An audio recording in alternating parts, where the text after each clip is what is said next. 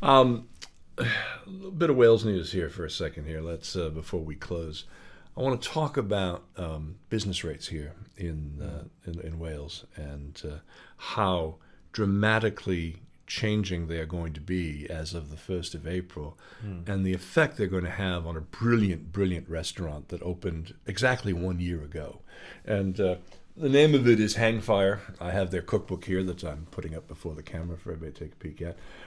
Started by two wonderful women, Samantha Evans and Shauna Gwynn, and they have done a remarkable job. I mean, they studied the market. They spent a lot of time in the United States to learn proper Southern barbecue techniques. And I have to tell you, I ate there again last night. The food is orgasmic. Right? It is truly an experience to dine there, and everybody who goes there says the same thing. And good on them for doing it. You know, small it's businesses. like Yogi. Them. It's like Yogi Berra says. Oh, that place nobody goes there anymore because it's too busy. On Saturday when they open up for dinner, there's a queue of 10 to 12 people every Saturday without reservations, just dying to get inside of this place. And they've done amazing things. I want to show you a brief little clip because last night I had a chat with Shauna, one of the co-owners. Here with one of the two wonderful owners of Hangfire. You can see it over your shoulder there. The less talented half. And I'm here today to talk about business rates. Our business rates have literally, as of the 1st of April, are going to double.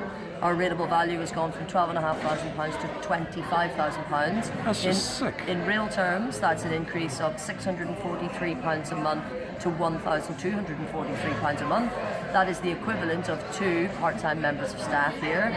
Since opening here in Barry, we have created 20 brand new positions of employment. That's the equivalent of 18 full-time equivalent posts in an area of significant regeneration. And I do believe that our business rates have doubled, more so than, say, Cowbridge, for example, where they've gone up 22%. In some areas of poverty, in Pontypridd in the valleys, for example, they have halved. I'm not disputing business rates in any shape or form, but at least a staged increase or an incremental rise, I just don't think that it's fair for a small business like us to have their business rates increased by 100% literally overnight.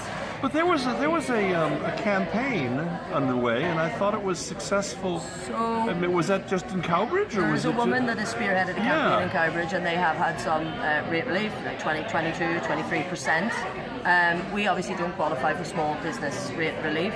There's a transition fund that the government are putting in place that we'll probably be entitled to £1,500, which is a drop in the ocean really, given that it's been a £12,500 increase. So that's the equivalent of one monthly instalment.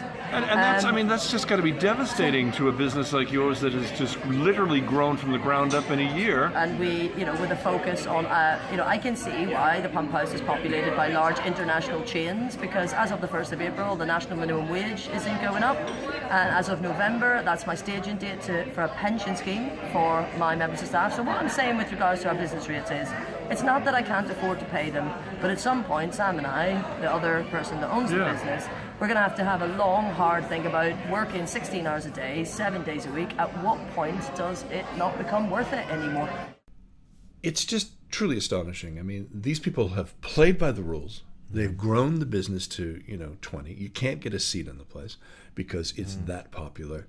But they're big, but not too big in order to get any kind of respect. All credit to them. And I have to say, I think small businesses like that, and the other thing is, they're going to be really screwed by these increases, which are relatively small, but for them it's huge.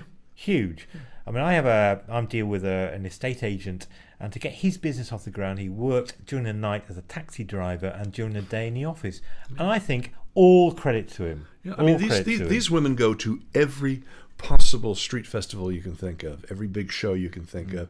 They take their gigantic smoker with them. They'll serve 6,000 people over the course of a weekend, which does nothing but help to promote their restaurant and bring more people 6,000 there. Over the course of a weekend, the number of meals that they can do.